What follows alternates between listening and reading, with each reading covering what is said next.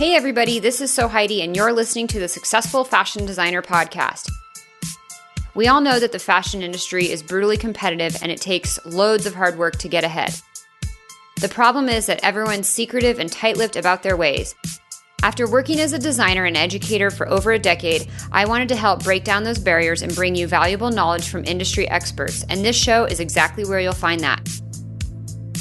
Whether you're trying to break into the fashion world, make yourself more marketable, launch your own label, or become a successful freelancer, we'll help you get ahead in the cutthroat fashion industry. This is episode 60 of the Successful Fashion Designer Podcast, and this is a quick bonus episode. Well, it's not actually quick, it's the regular length, but it's a bonus episode I filled into the schedule for a long list of reasons because I misnumbered a few things. So you guys get an extra episode this week. Lucky you. In this interview, I'm chatting with this amazing and super experienced designer. She is so lovely. Her name is Carla Louise Stout, and I know you guys are going to love hearing her story. She got started in the industry sort of through a traditional path, going to fashion school, getting her first job. But here's the thing.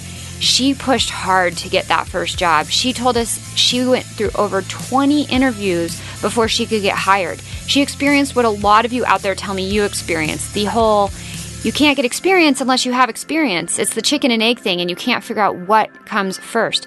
So Carla did something really interesting to get her portfolio noticed and to get her foot in the door at her first job in the fashion industry almost 15 years ago. And she shares with us not only exactly how she did that, but how she built her career up to work in Shanghai, in Hong Kong, in Istanbul, and really get to the top of her game in her career to the point where she was heading up entire departments and teams designing product that was being sold throughout the world. Really fun story and so many great insights on how you can kickstart your fashion career and how you can build and grow and get to the heights that you want in the fashion industry. I know you guys are going to love this interview with Carla. As always, if you enjoyed this episode, I would be so grateful if you would share it. What you can do to do that is simply share it in a Facebook group. I know a lot of you guys are in fashion support groups, whether it's for launching your own brand or whether it's for working in the industry, whatever it is. I know there are so many awesome Facebook groups out there for people looking for support and help in terms of getting ahead and making it in the fashion industry. If you're part of a group and you think they would enjoy listening to the podcast, I would be so grateful if you would take a second right now to share either this episode or the Successful Fashion Designer Podcast in general with them. Too many times people tell me they wish they discovered this way long ago, and I want to stop hearing that. I want people to discover it right when they need it and get the information and the insights they need right now. And you listening right now are the number one way to help do that. So take 30 seconds right now and share this podcast with a Facebook group that you're part of. All right, you guys, let's jump into the interview with Carla. As always, to access the show notes for today's episode, visit sfdnetwork.com/60. And I know you're going to enjoy this chat. Here we go. I'll start. No pressure. So, Carla, welcome to the Successful Fashion Designer Podcast. I am really excited to chat with you and hear about all the amazing adventures you've been on in your career in the fashion industry. Let's start with the introduction, and please tell everybody who you are and what you do. Awesome. Thank you very much. It's great to be on here. So, my name is Carla Louise Stout, and I'm a fashion designer. I'm originally from Manchester, which is in the north of England, and I have been in the fashion industry for coming up to 13 years now. I specialise in women's wear, wovens, jersey, and apparel graphics. And the areas that I've worked in are the retail sector at the supply level for people like Topshop, New Look, and Marks and Spencer's, and more recently within a casual wear brand called Marvy Jeans. Over half of my career, I've worked internationally, so from London to Shanghai, Hong Kong to Istanbul, and this has many highs and lows and lots of magical moments, and I've loved it. That's so cool. Okay, so let's kind of start from the beginning quickly. How did you get started in the industry 13 years ago? Did you go to fashion school? Yeah. Okay. Well, straight from high school, because we work it differently in the UK. We finish high school at 16, then we go to college, and then we go to university. Okay. So in college, from like 16 to 18, I did an art course, and that was amazing. I really love drawing and creative projects, and that era was basically where I learnt more about fashion and textiles, because you have a fashion course within the art course. And my tutor once said to me, you really love the body form, because I loved life drawing and textiles, and maybe fashion could be an area that I'd like to go, that I would like to go into. And it was. I really loved it. I then went to Manchester Metropolitan University, and I did a clothing design technology course, which kind of integrated more of the pattern making and sewing skills with the design, which is what I really love, because there's problem solving in there and how to put things together and why you would put a sleeve on this way and the movement of clothing. From there, I graduated in 2006, and then decided to move from Manchester directly to London without a job. I really wanted to work in London. I'd done my internship there at a company called Monsoon, which was like more of an embellished luxury brand. And they didn't really use any computers at that point. We did everything on like these giant pieces of kind of rolled out paper and all these artworks with like bugle beads stuck on with glue and tape, and then we'd send it to India. It was just amazing. Wow. I loved it. Are we back in like 2005 or 6-ish? Yeah. Okay. Nobody really used. Well, there was computers, but the designers at that company, they were just like, no, we don't like computers. We don't want to use them.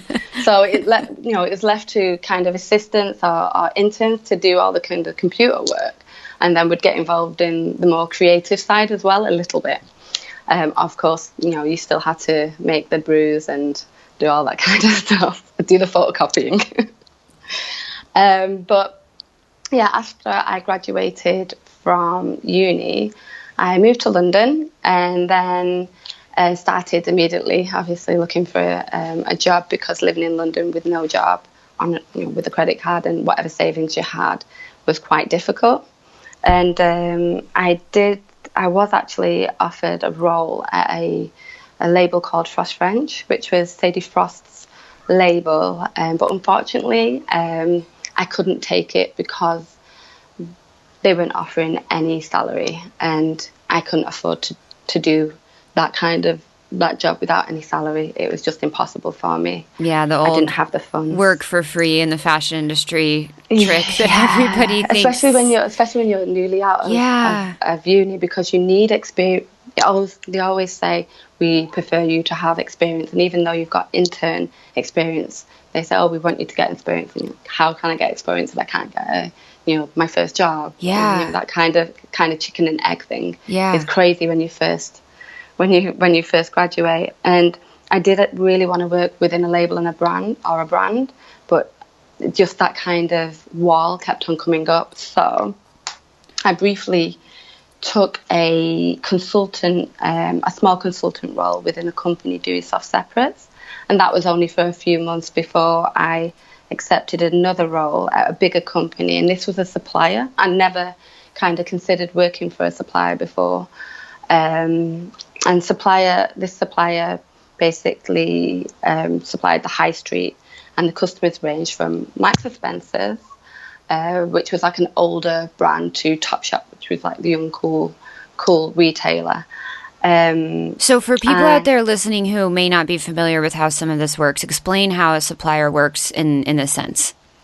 So a supplier basically is a company where brands and retailers like Anthropologie, or let me think of another one, like Levi's, would go to kind of bulk out their design collection, because not everything is designed in-house at that label or brand. or they go there for inspiration. But with my the sector I was working in, the retailers, so for example, Topshop would come into the supplier company and they would say they're doing this kind of collection, and then we would show them our collection ideas and they would pick and choose what would fit into what they are doing in store from what you're doing. And you would design for across a range of customers, so you have to wear different hats all at the same time. So you would have Topshop coming in, then you would have New Look coming in, who are completely different types of retailers. Then you would have Marks and Spencer's, who's completely different to both of them because that's the older lady and she doesn't want to wear sequined hot pants. So it was quite shocking when I first got that first big role that was paid. I was an assistant designer and it wasn't what I expected. I really did have unrealistic expectations when I would say this is my first proper job out of university, and I didn't actually realize what went into working in that kind of environment. It was really fast-paced, extremely fast-paced, because everybody wanted everything yesterday. The buyers predominantly had all of the control of what they wanted to see. And in my mind, when I was at university, I used to think, like there was a pyramid. The designers were at the top of the pyramid. They would design and decide everything. And then everybody else would just do what was needed. But actually, the buyers, you need to please the buyers, and they're the people that are in control of what they buy and what they want, and they have an opinion as well. So you have to please the buyers. Then you also have to please the consumers and what you think the consumer wants.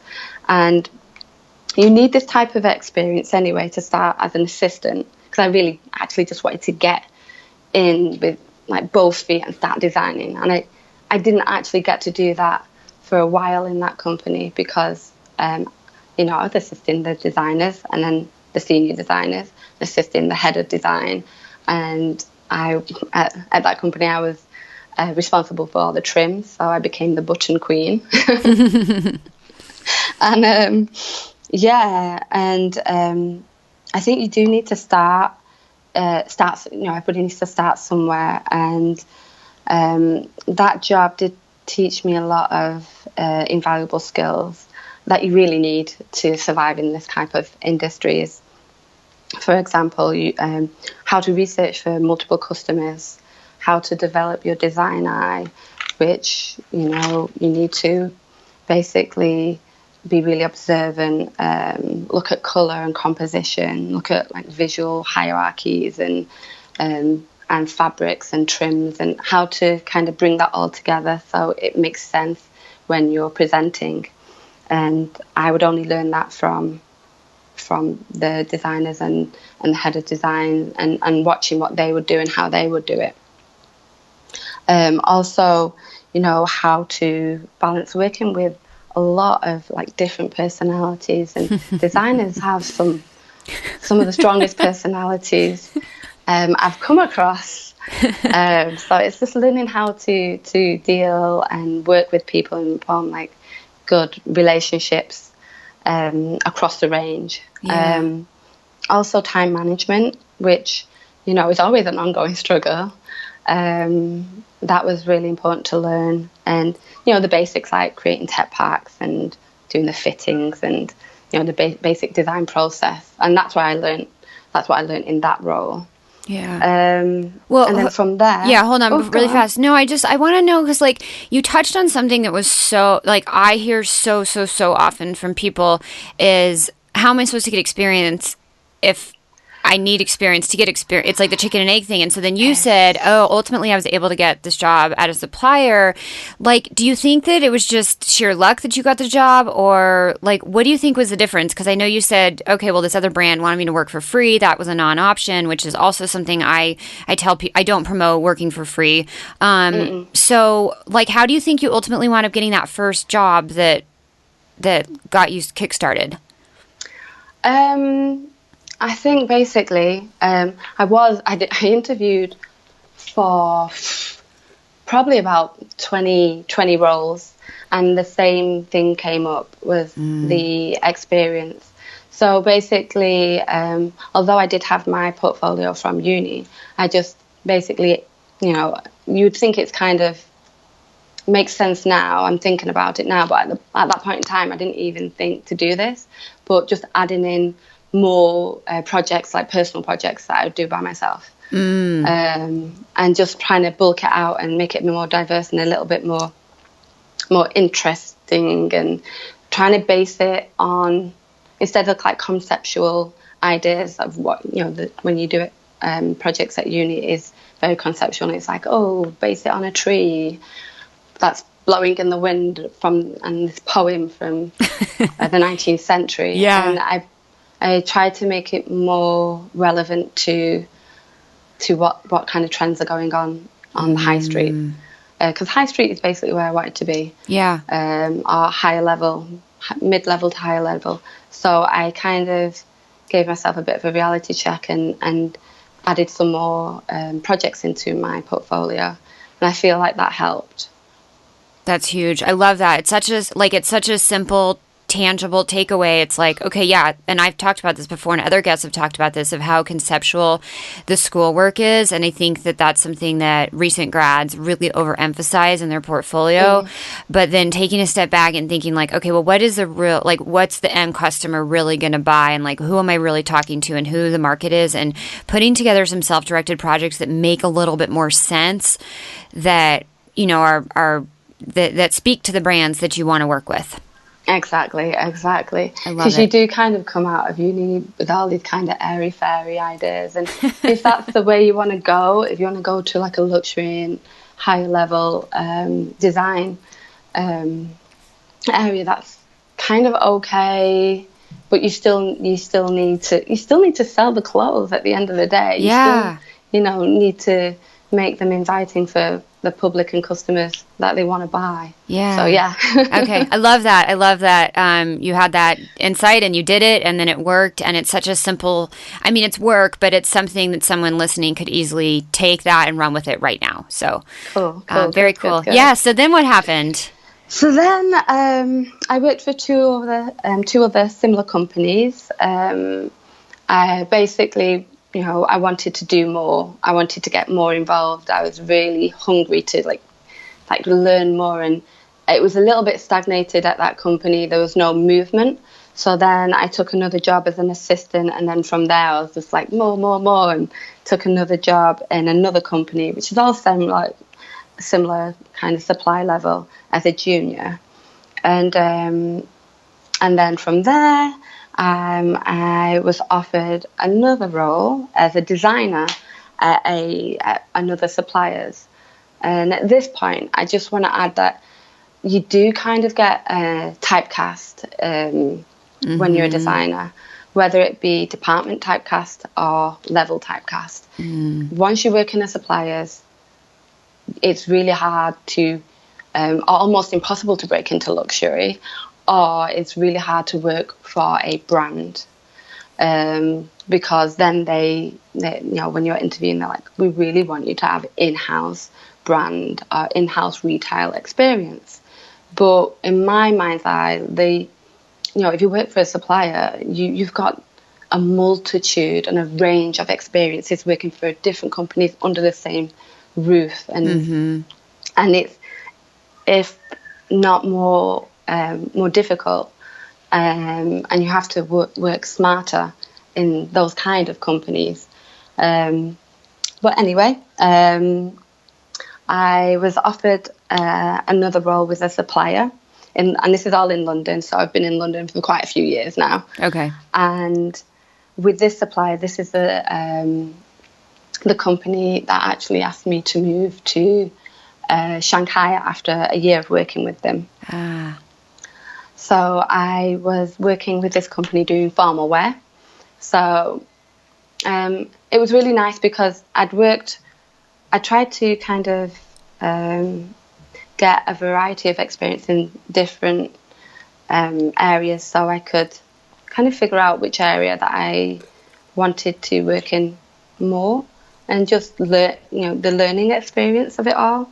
So I worked with this company doing formal wear, and after about a year of working in the London office, they asked if I would be interested in working in a new office in Shanghai.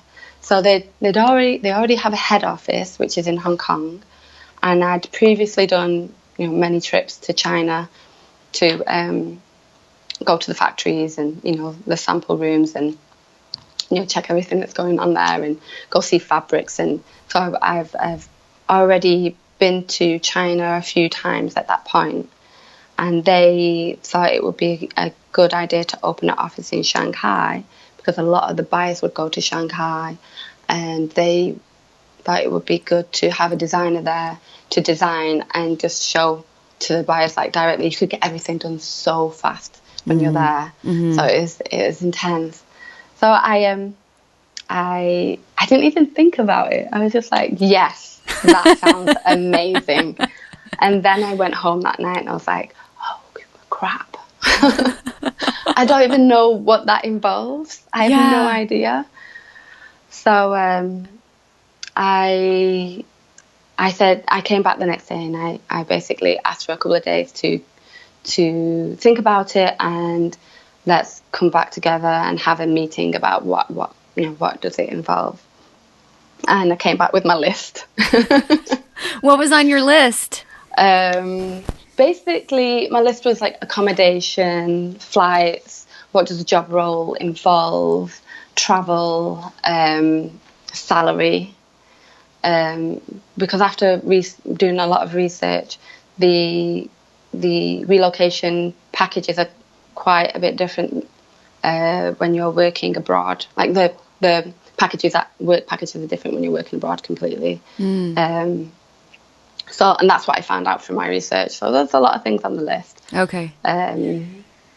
And we went through everything, and we renegotiated my contract, which I didn't think they thought I would do, because at that point I was still quite naive-ish 25-year-old. And I was just like, yeah, la, I like sequins.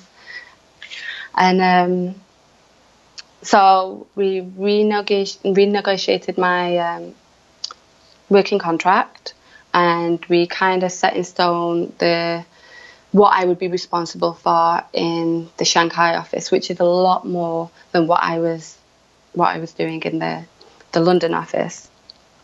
And it was exciting. The day I travelled was like a melting pot of emotions.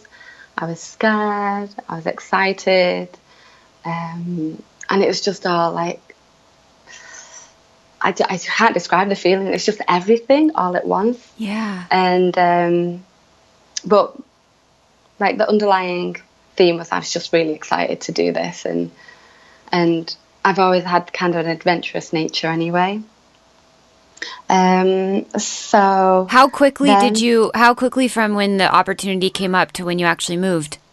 It was about 1 month. Okay, it's pretty quick. Yeah, really quick. So you just pack up your stuff and cancel your lease and you what?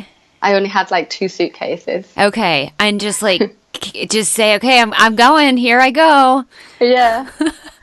Just wow. Bye, Mom. Yeah, see you later. But what an adventure. And so keep going. I just wanted to know what the timeline was. Yeah. Okay, so I moved to Shanghai. Luckily, I already knew one person who was actually living there, and that person I also worked with in my very first job. So, we'd stayed in contact. I pretty much stay in contact with most of the people I work with just because, not through trying to, but just because, you do, and you like them, you like a message every now and again, how are you doing and stuff. Yeah. And that really helped. That really, really helped. At least I knew one person there, because when I landed, I knew China was different because I'd been there before, and I knew it would be difficult, but I didn't realise how difficult it would be.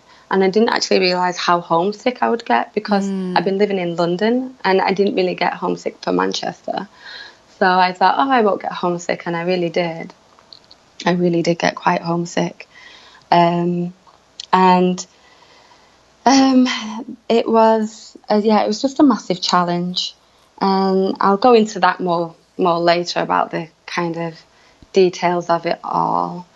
But I ended up staying there for some time. So for about 1.5 years, I was living in Shanghai, and I was kind of slowly getting to grips with the language, making more friends, and getting to understand the subtle cultural nuances, and are not so subtle in some cases. And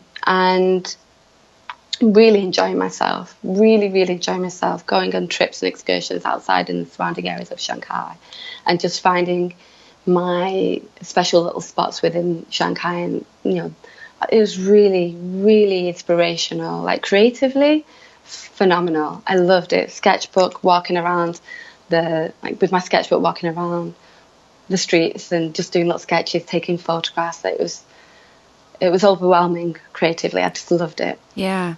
And then after 1.5 years, I was then asked, I'm in the same company, and then I was asked to head up the formal outerwear and casual wear in Hong Kong. And that kind of came as a surprise, but there had been an opening and an opportunity there, and the company thought that I was at that point where I had the experience and the skill to fill that opening, and they asked me if I wanted to move to Hong Kong. And there was some reservations there. Hong Kong is a lot of an easier place to live than Shanghai, I would say, but I just started to find my feet, and I was not 100% certain I wanted to make another move so soon. Yeah. But I didn't want to pass up the opportunity to actually head a department. Yeah, it's a big career jump for you. Yeah, pretty big, and a really, really good experience that I really wanted and needed. And so I agreed. Again, we did the whole process of changing my contract and working out the details of They my knew role. what to expect from you this time. Yeah.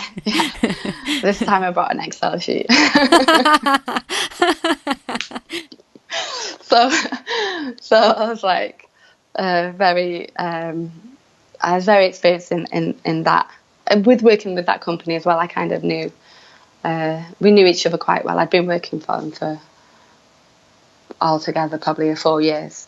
So I worked, I then took my 2 suitcases, said goodbye to the friends I had made. But, Shanghai and Hong Kong are very close. I did come back quite a lot, again, for work and just for little trips, especially on Chinese New Year.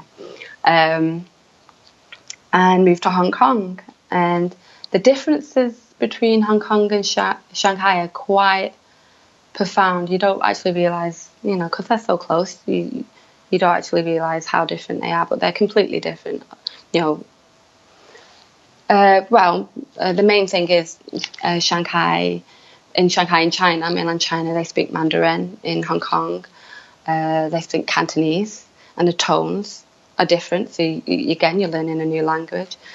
But at that point, Hong Kong was still under British rule, so we hadn't given it back to China yet. So a lot of people spoke English, and it was easier in that way, a lot easier. But the sense of adventure wasn't as prevalent there, I would say, because it was a little bit easier, and I kind of like a challenge. So I was like, oh, this is too easy. I can get on the bus and say where I'm going without any problems. I don't like this. It was really weird, because it was a weird feeling to have, because you're thinking to yourself, oh, don't be silly, this is nice, it's easy. Although kind of the working lifestyle is different. They work extremely hard in both countries, but in Hong Kong there was very much of a party scene. So I did work really hard, but then I also played really hard, and the landscape was quite different. So there was beaches. You could go to the beach at the weekend, or you could go on treks up, beautiful mountains, and yeah, that was another kind of challenge, because I had to meet new people and learn about Hong Kongese kind of culture, and what's rude, what isn't rude, and the different kind of the differences between them. But I kind of settled in quite fast and quite easily, because I knew the Hong Kong office anyway, and they knew me, so it was easier in that respect. And the foods that are quite similar, so there was a few similarities that kind of helped the transition. But I did find that in Shanghai it was more relaxed. It was really chilled out. I'm trying to think of an example, and I can think of an English example, like London and Manchester. Manchester's more relaxed than London. Let me think. New York and San Francisco, maybe that kind of difference.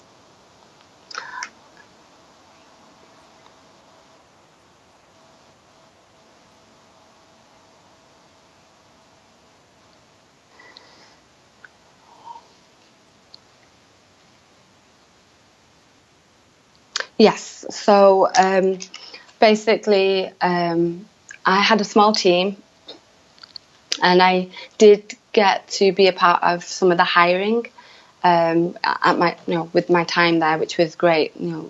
Learning how to interview somebody, and what kind of qualities I would need to have on my team. That was like a new experience for me, and learning how to basically lead the team, inspire them, and stay calm in stressful situations, which is really hard, actually, because especially when you're working with somebody who doesn't have English as their first language, and you want to explain something to them, and it's not coming across, it's not translating, for nobody's fault. So you see it a different way, and they see it a different way, and basically, my time through Shanghai and Hong Kong, I was always, I would say, learning how to communicate with precision, and also communicate non-verbally, which always helps. Really does help. Hand gestures, drawings, body language. That all comes a part of it. You learn how to simplify how you're explaining something, so somebody will really get it, and use certain words that translate easily. Because a lot of the time you are speaking with people who their English is fluent, pretty good, but sometimes, like a lot of our pattern cutters, their English, I can't speak English myself. Their English is basic, and you want to explain how the flair of something isn't full enough, and you have to kind of do all of these movements, and you end up looking like a chicken somehow, and everybody's laughing at you because you can't remember the Cantonese word or Chinese word, and it's kind of, you have to I think you have to not take yourself so seriously with those types of things. But it's always fun. It's if you treat every problem as well, like it's not the end of the world, and be calm and patient, and kind of analyze what's gone wrong. I think you'll get there. I don't like the idea that there's a problem arises and it's like somebody's fault and oh my god, because that's not going to help the situation. So yeah, that was me in Hong Kong. Like I said, I worked really hard, so we would work most days till midnight, and then I would go for dinner with my friends. And then I would be up again at 7 o'clock in the morning. I would like to go for a run, because the place is gorgeous where I was living, and I think I had the stamina to do that at that point in my life. So yeah, I was burning a candle at both ends, really. So I was there for nearly 2 years, like a year and a half, nearly 2 years, and I got to a point where I was working really hard. Things were going really well. I was meeting with the buyers regularly, so I was heading meetings and doing presentations, going to factories, meeting with the factory owners, which was sometimes an issue because they didn't respect females so much when I was there. So you had to be really firm. And heading the team and the fabrics and the trims and just kind of overseeing everything as well as designing. And it got to a point where I decided I just really wanted to see more of the world. I'd been in China for 3 years, and I felt there was more to this world than what I was being able to see, because my holidays were bare minimum. Like I'd get maybe 10 days a year holiday, including Chinese New Year, and that didn't allow me to, I'd either go home to see my family or I'd go on holiday, and it didn't seem enough. So I took the kind of basically decided that I would take some time out of working to go traveling. I'd saved a bit of money, and I thought it was a good point. It's a good timing. It felt right, because I was already over that side of the world, and I'd gained so much experience that I felt like I could take some time out. And I did. I took. I originally planned to have a year out, and go and see all the countries that had been on my hit list since I was 16. And I did that. I packed up again, said goodbye.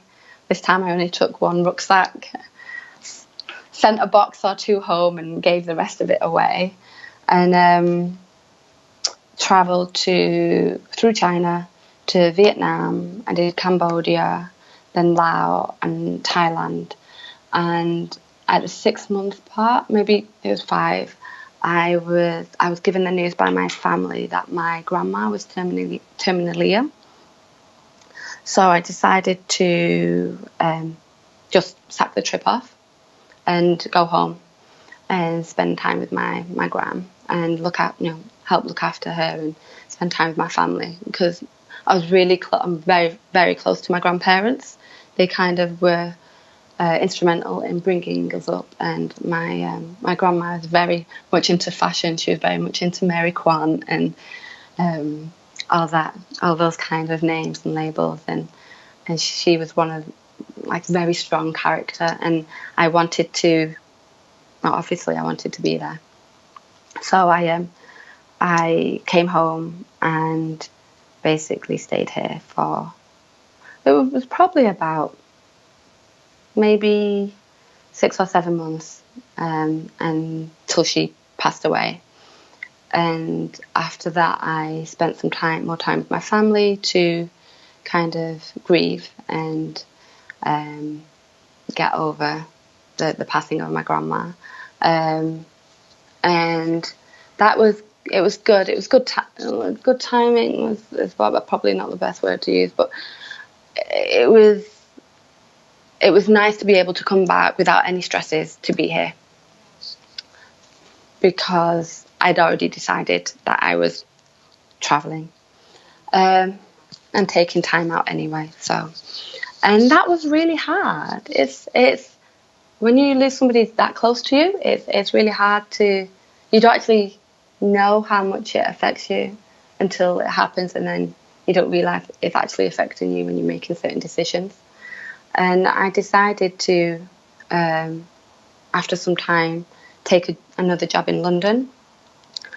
And if I'm honest, I wasn't really happy there. I think I was still, yeah. I think I was still grieving, and I don't know. There was a combination of things that it just wasn't me. I wasn't doing what I do, and I didn't feel like myself there. And it was, a great company. We did some lovely stuff. It was another suppliers, again, for the high street. So our high street looks like this. We have like New Look, River Island, Topshop, Urban Outfitters, and those kind of like mid-level labels. And again, it was really, I knew what I was doing because it was suppliers. And I knew what I was doing because it was the same type of customer, and it was okay, but I didn't feel 100% happy and fulfilled is probably the best word. Yeah. And I didn't actually stay there for very long. It was probably about a year I was in that company, because I was always looking for other opportunities while I was there, to be honest. I was like, I just don't feel right here. You know it when you're not in the right place. And out of the blue one day, a agent, so in the fashion industry, people are not in it, that you have agencies who have jobs on their books from certain brands and labels and suppliers, and they will contact you. You have like a long-standing relationship with these people, a love-hate relationship with these people. And an agent contacted me and asked if I would be interested in interviewing for a brand called Marvy Jeans. And I knew of this brand from before. I really respected the brand. It's a casual wear denim brand, and the job would be in Istanbul, and I was like, why not? Why not go for the interview and see what they have to say and see if they like me? And then so we arranged for the interview for Marvy Jeans, and the next day I was called up from another agent asking if I would like to go for an interview for Esprit. Wow. Yeah. Hold on. Okay, before we go any further, so first of all, an agent in the UK, would you relate that to a recruiter? Yes, recruitment agent. Okay, same thing. Okay, I thought so. Yeah. So, like, all these opportunities that just seem to be falling in your lap, where are these people even finding you? I put all my stuff on LinkedIn, like everybody, but I have, and then I from like originally from starting out as a designer, I visited all of the agencies that were in London. So you have a couple of names that you go visit, and there's probably about, you kind of learn which are the good ones and which aren't not so good ones. And there's probably about 15. Okay, so is this like way back when you first started out of school? Mm-hmm. Yeah. Oh, and they would see you. Yeah, and I would go I went with my portfolio, and I've regularly gone to see them. So I always update them with what I'm doing, just in case they have something that's like super interesting or little bits of golden nuggets. Yes. And they'll go, oh, I remember Carla. She phoned me last week and said, oh, she's got a new job here. Oh, she's been working here and she might be interested in something new. Or, I always keep the communication going with agencies that I like. Yeah. I want to just point, because you made a comment earlier of you always stay in touch with the people that you've worked with, just to ping them and just say, hey, how's it going? Just wanted to say hi. And it sounds like you did the same thing with the agents or recruiters. And I don't know how much you see it or how much you would attribute your continued success and all these jobs, air quotes here, falling in your lap. But, that channel, that open channel of communication and that continually just keeping people updated and just saying hi to say hi, to me, I see as huge. And obviously you're very, very good at what you do. But beyond that, keeping that quote, network open is huge. Yeah. It seems like it's been huge in your continued success to create new opportunities and to grow your career. Would you say that's fair? I would say I agree with that. When you put it like that, yeah, I do agree with it. It kind of comes as second nature, really. Yeah. I can't say much more than that. I think it just comes as second nature to keep in contact with people who, one, I like, and two, I think it would be useful. Yeah. And I agree. Okay. I didn't actually think of it before. Well, no, because it's interesting. I mean, in doing, so many interviews and talking to so many different designers, and it's so fascinating because most of the ones that continue to grow and just keep seeming to magically get these opportunities, it really does come down to just building relationships and having friendships and people that you talk to regularly. And for some of us, that does come really natural. And for some people, it's really not. So I like to just point it out because it's a commonality I see over and over and over in the podcast interviews.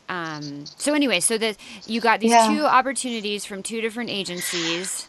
Yeah, so it was a crazy week. I took some time off work secretly, of course, and flew. Oh, it was insane. Actually, it was pretty fun. I was very excited. I flew to Germany to have the interview with Esprit, and that was great. It went amazingly well. And that was in Dusseldorf. Dusseldorf is an interesting place. It's nice, but I didn't see myself there. So I was like, okay, it went great, but I'm not 100% certain. And then from the airport in Germany, I flew directly to Istanbul. Oh my gosh. I was just pinching myself. I was like, woo, yes, I am. Yeah. I flew directly to Istanbul, stayed there the night, and then I had the interview with Marva Jeans the next day, and that went really, really well. I'd never had an interview like it. I interviewed with the head of design and the director, and their personalities were just explosive, is probably the best word for it. They were just hilarious, and my head of design had previously worked for Vivienne Westwood, so she was massively quirky and personable and just crazy, and the director was the same. He was just a great character, and we hit it off really well, and there was a lot of banter, lots of conversation flowing really smoothly. And after that, I came out of that interview. They took me for a tour of the stores, and I was like, oh, I really, really like the company.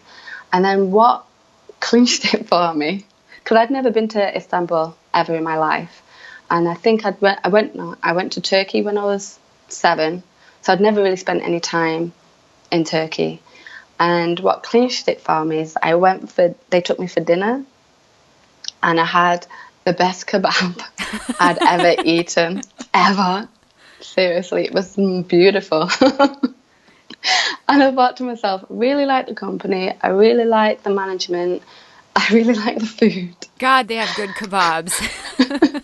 So good. It's so good. To this day, I'm like, that's amazing. Oh my God. And if they offer me the job, I'm definitely going to take it. And probably about a month and a half later, it was quite a long process.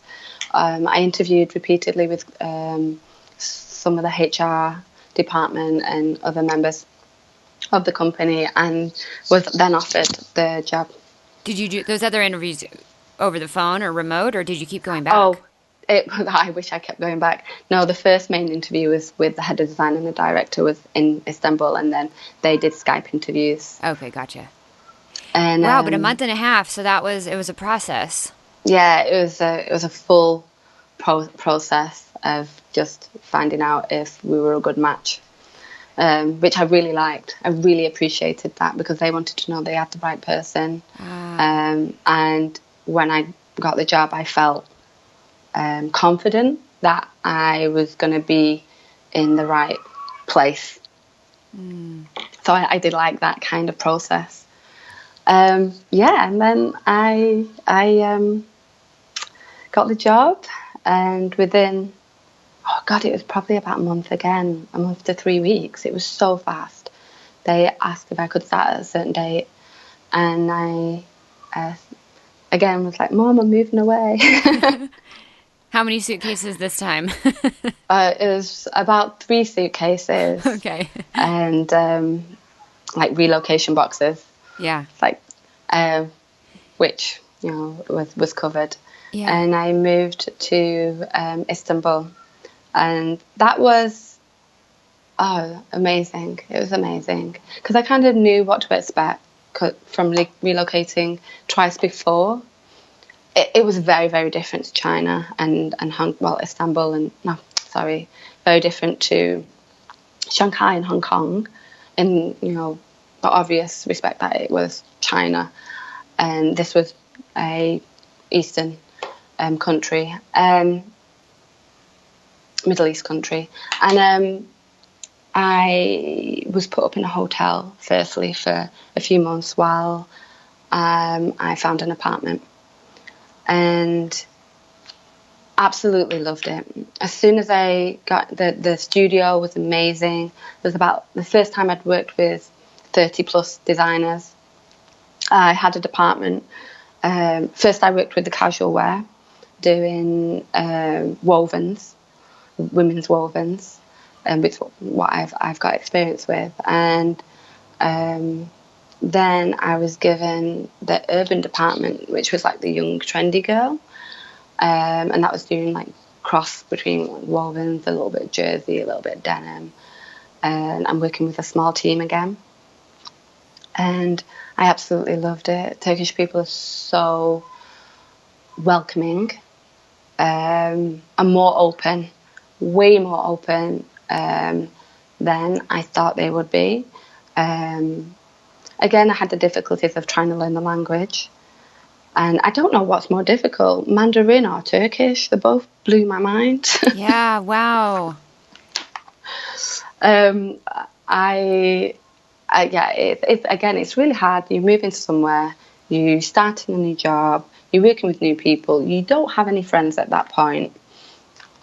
And you're trying to learn the language, you're trying to learn the systems, and a brand does work differently to a supplier. So you're trying to learn the way the brand works, because you get to concentrate on the brand's look, that one brand look, but there's other factors that you have to think about. Wait, yeah, so this is your first time working for a brand now. You broke out of the supplier pigeonhole. I broke free. Yeah. Wait, so talk a little bit more about that, and then the differences between the two. It sounds like it was a big adjustment. Yeah, it is quite different. It is quite different. Not the design part, because the whole process of designing, you're doing the same thing. You do your research, and I say working with a supplier, it's harder because you're researching a multitude of elements, because you need to work within different customer basis, but with a brand, you're just researching for this one customer and this one type, within the customer range, it's like just one type of person for the Marvy girl. So I always like to kind of build a persona when I'm researching anyway. So I'm like, the girl's called Serenay, which is actually a famous Turkish actress.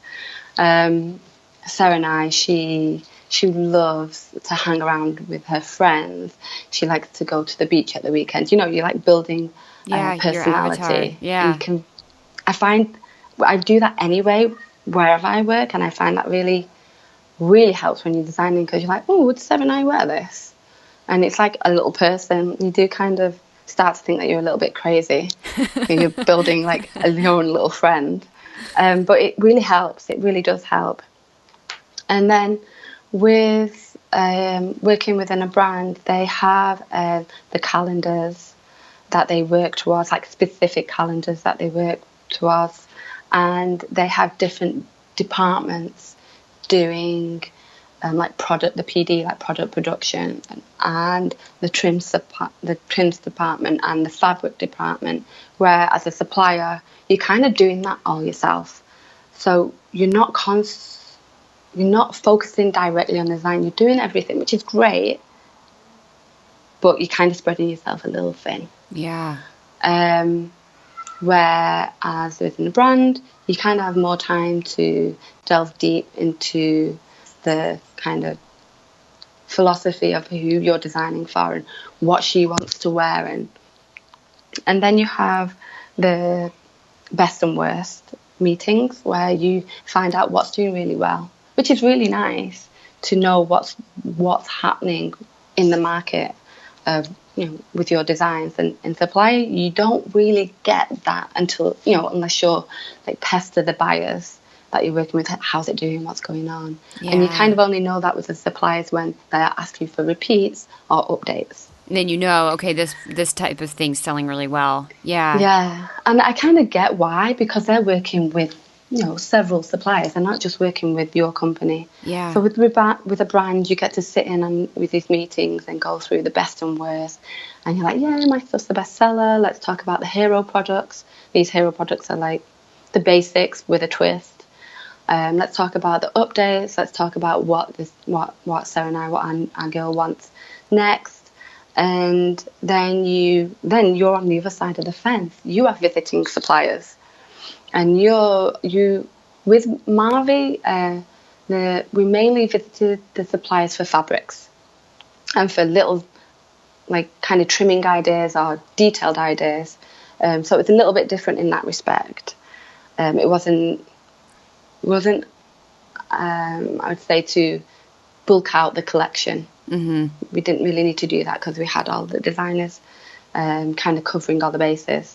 But then you would visit the suppliers, and they would put through the samples, and they would like the sample room, really, in that kind of idea. And then you would be involved in like campaign ideas, and you would see your stuff on advertisements and in lookbooks and on commercials and in windows, and you know exactly when things are going to be in store because you're told. Which is nice.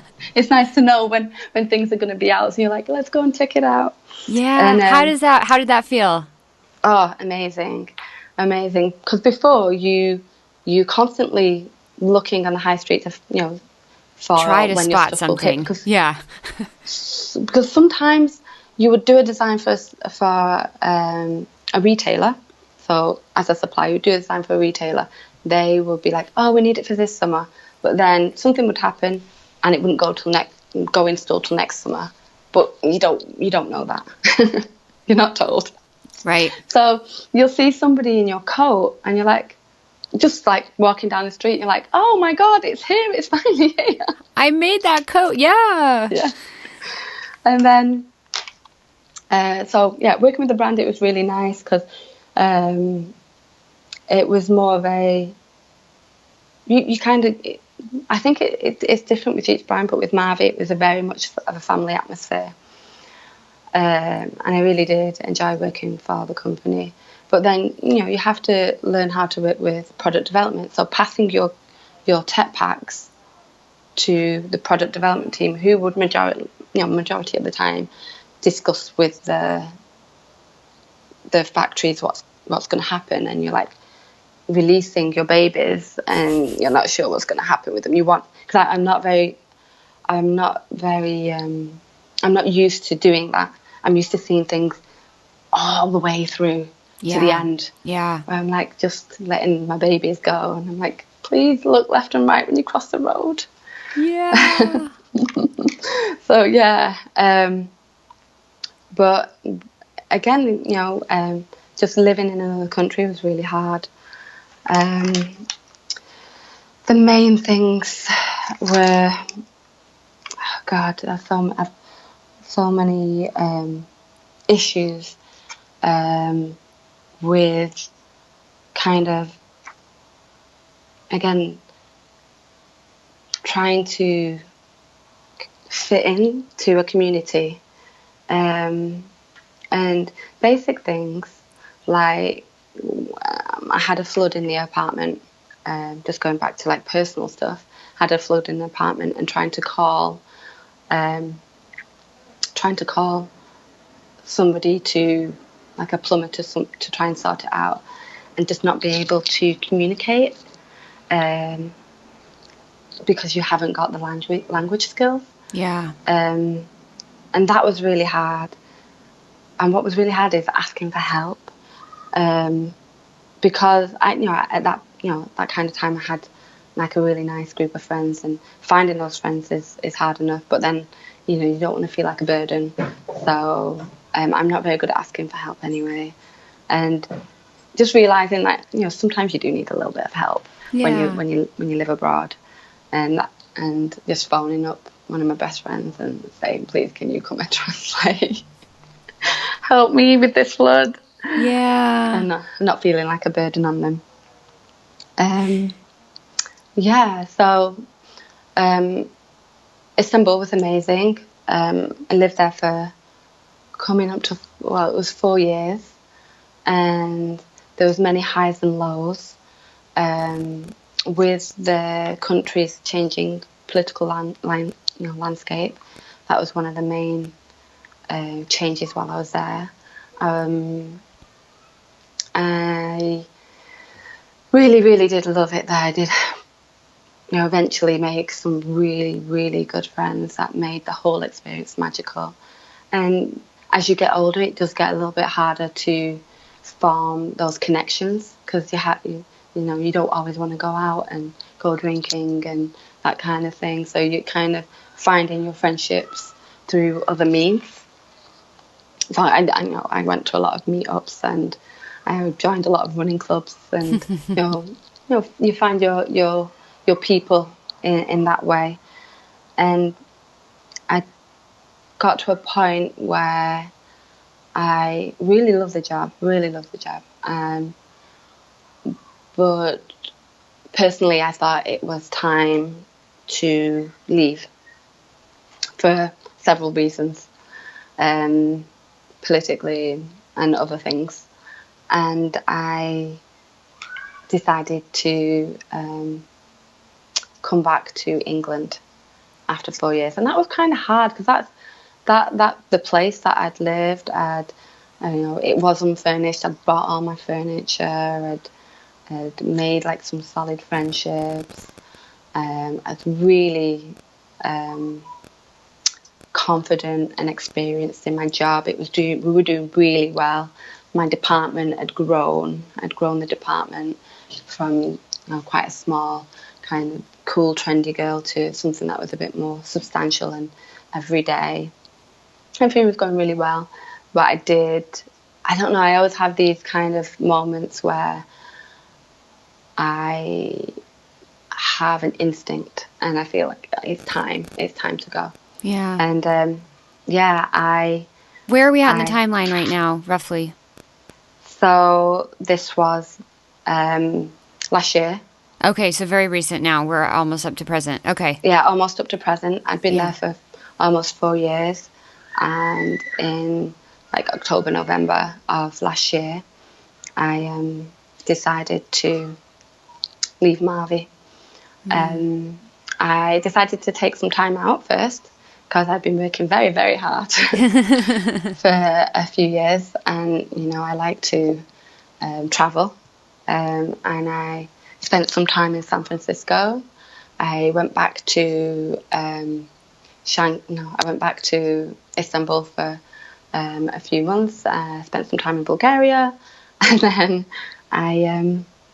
it's really handy when you have friends. Oh my God, sorry, that's my cat. I brought my cats back with me, by the way, as well. I've got 2 cats. Shh, be quiet. Yeah. And that was hard, trying to bring 2 cats back from Istanbul. Yeah, did you put them under the seat in the plane? They were too heavy. They're such fatties. Oh no. That's a long story, but they went overland. They travelled themselves. They went through Germany, Bulgaria and everything. Okay. But I came back. Oh no, I was in Bulgaria, and what I was saying actually is it's really handy to have friends that live everywhere, because I pretty much, with all those places, I've just stayed with friends.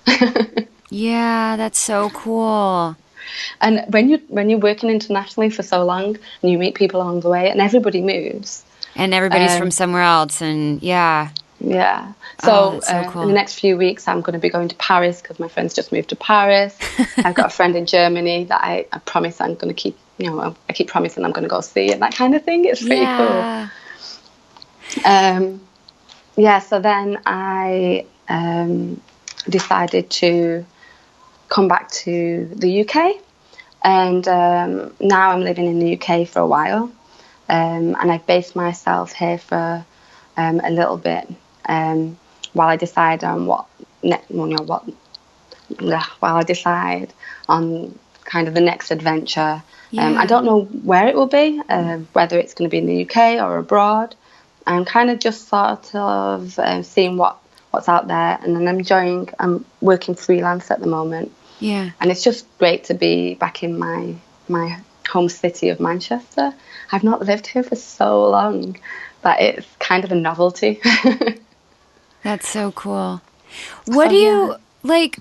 Okay, so now this is kind of, I mean, I know you're doing some freelance work, but it's the second time in your career that you proactively made the decision to take some time off of a, full-time job, which I think I know a lot of people out there listening are going to feel like, I would love to do that, but that terrifies them because there's this whole concept in the fashion industry that it's like, well, why do you have a year gap on your resume? Or how do you prove that you're still up to date on the trends and you know what's going on?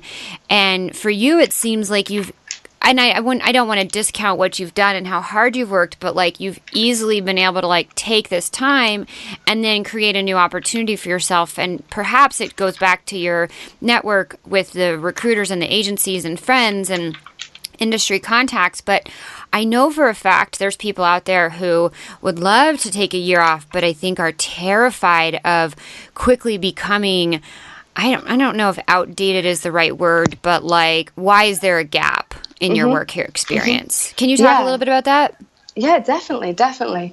I know that is one of the fears, because I had that fear when I first decided to take some time out. I was so terrified of leaving my job. I was like, oh my God, a whole year, what's going to happen afterwards? But I had kind of this immense urge to travel. And the way I kind of worked around that is I never stop. I'm continually creating. I'm always working on something and ideas, whether it be like just design. I'm always designing, basically. I'm always keeping up to date. I read a lot of like business news, fashion news, podcasts. I don't actually take a break from fashion. I take a break from the job roles, because fashion is something I love.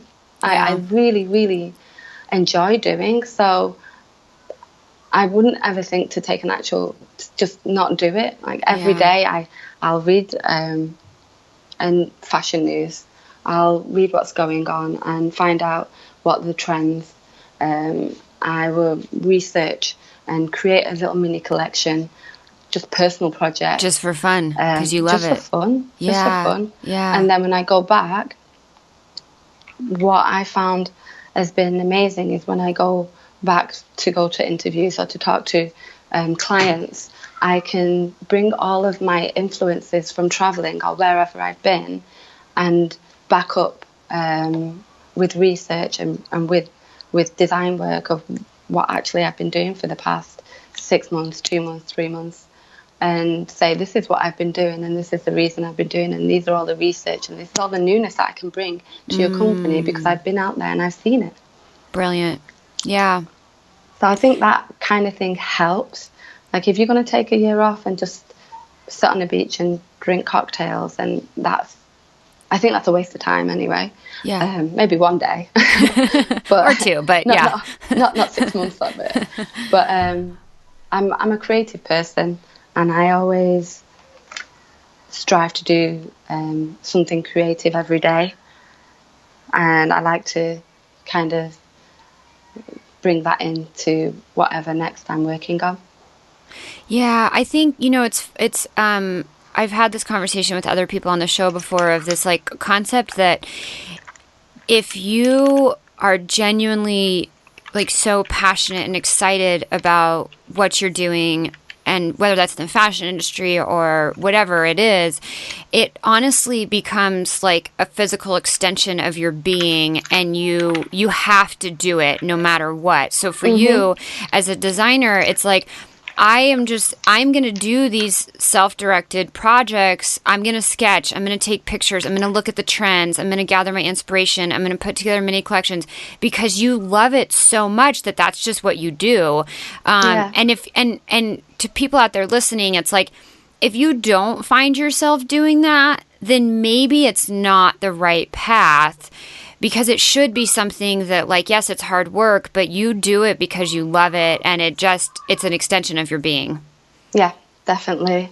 That's definitely what I agree with that completely. Yeah.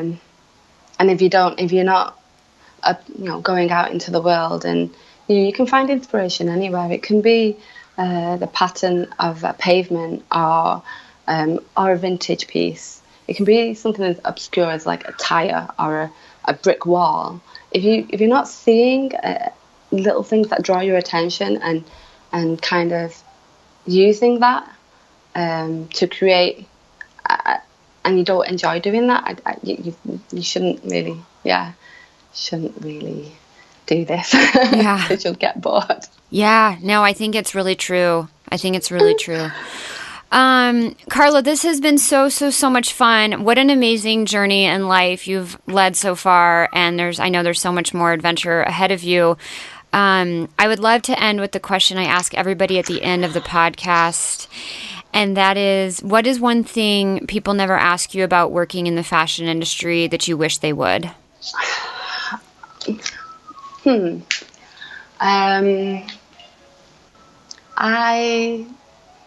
I would like people to ask, what percentage of the time do you actually design?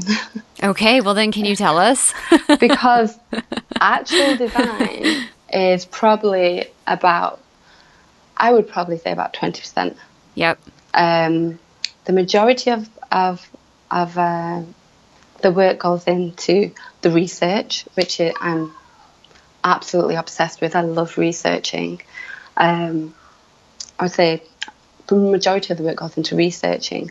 Then you get to do the fun stuff that everybody thinks of a fashion designer is the actual designing. But then you're working with the fabrics, and then you have to do tech packs, and then you have to do fits, and then you have to do amendments, then you have to do more tech packs, then you have to do all the boring kind of stuff that nobody sees.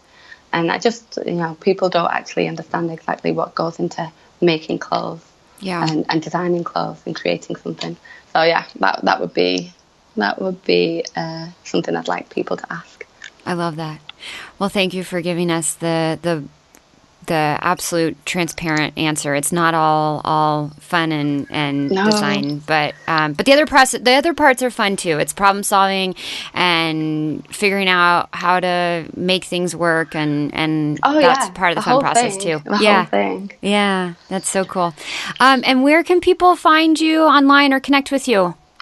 Yeah, so you can find me on my website, which is www.clstout.com, or on my Instagram, which is Carla L. Stout.